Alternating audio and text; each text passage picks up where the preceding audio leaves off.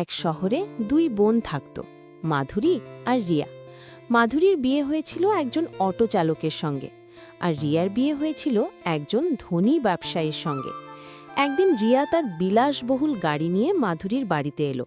ঘরে ঢুকেই সে মুখ বাঁকালো।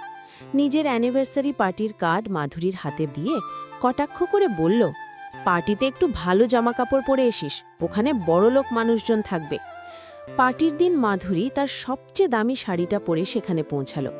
রিয়ার কাছে গেলে রিয়া মাধুরীকে দেখে বকতে লাগলো, দিদি, অন্তত এখানে তো আমার সম্মানের কথা ভাবতে পারতিস, এমন ছেঁড়াফাটা জামা পরে চলে এলি, সবাই আমাকে নিয়ে হাসাহাসি করছে।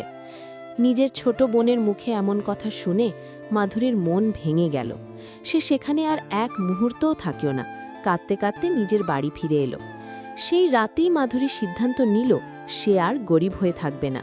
তার সেলাইয়ের হাত যে খুব ভালো সেটা সে জানত। নিজের অল্প সঞ্চয় দিয়ে সে একটি পুরনো সেলাই মেশিন কিনল এবং বাড়িতে বসেই আশপাশের মহিলাদের কাপড় সেলাই করতে শুরু করল। মাধুরীর সেলাই এত পরিষ্কার আর ফিটিং এত নিখুঁত ছিল যে ধীরে ধীরে পুরো মহল্লায় তার নাম ছড়িয়ে পড়ল। দেখতে দেখতে মাধুরীর কাজ এক ঘরের সীমা ছাড়িয়ে একটি ছোট ফ্যাক্টরিতে পরিণত হল। মাত্র 2 বছরের মধ্যেই মাধুরী শহরের সবচেয়ে বড় লেডিস গার্মেন্ট সাপ্লায়ার হয়ে উঠল। একদিন টিভিতে মাধুরীর ইন্টারভিউ চলছিল। অ্যাঙ্কার জিজ্ঞেস করলেন, আপনি এত বড় ব্যবসা কিভাবে গড়ে তুললেন? মাধুরী হেসে উত্তর দিল, এর কৃতিত্ব আমার ছোট বোনের। ওই আমাকে বুঝিয়েছিল এই পৃথিবী শুধু উদীয়মান সূর্যকেই প্রণাম করে। নিজের বিলাসবহুল বাড়িতে বসে রিয়া টিভিতে এসব দেখছিল।